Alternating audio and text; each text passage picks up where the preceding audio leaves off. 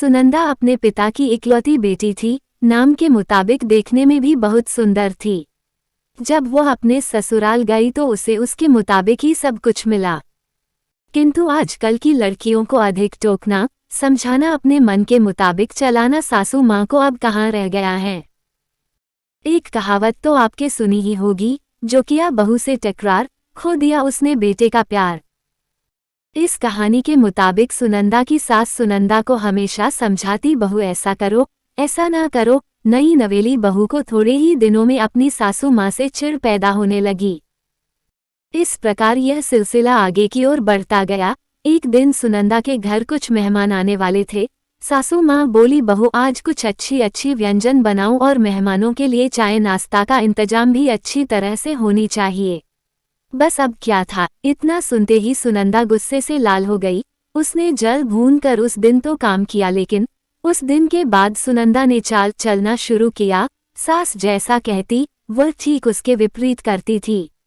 सास ने भी पुरानी कहावत के मुताबिक बहू को उसके माता पिता को गाली देना, उसे कोसना और बड़बड़ाना शुरू कर दिया।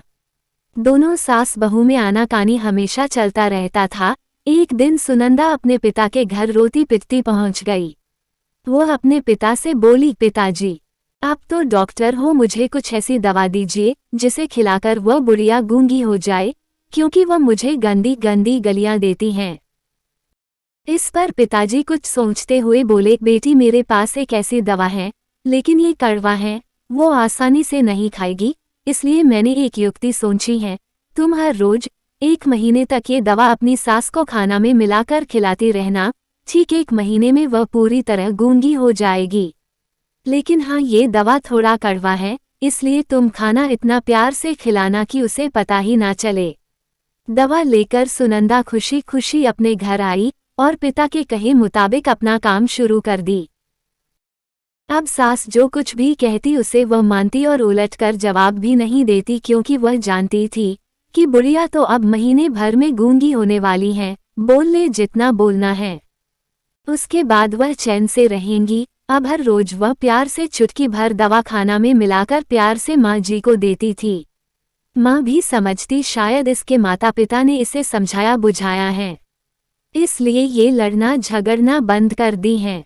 अब माँ जी भी बहू की खूब प्रशंसा किया करती थी और बहू भी प्रशंसा सुनकर प्यार बातें किया करती थी। अगर बहू से कुछ गलती भी जाती तो भी। इस प्रकार महीना आते आते दोनों सास बहू में इतना प्यार बढ़ गया कि बहू अब अपनी सास की आवाज को खोना नहीं चाहती थी।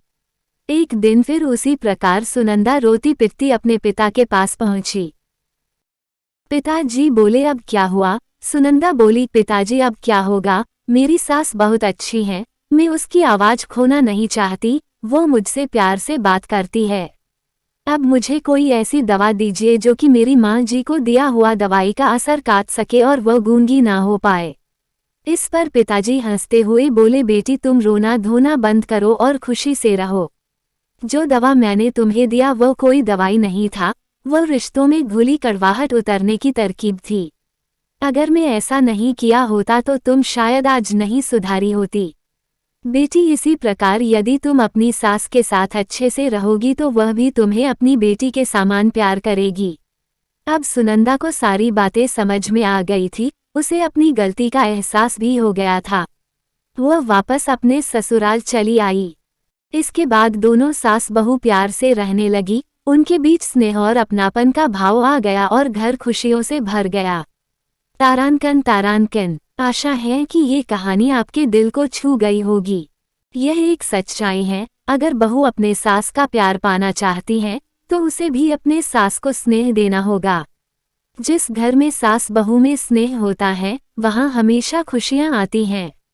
अंत में बस इतना ही, इस कहानी को एक शेयर जरूर करिए, बस समझने की देर है, इस कहानी से कितने ही लोगों की जिंदगी में खुशियाँ आ सकती हैं।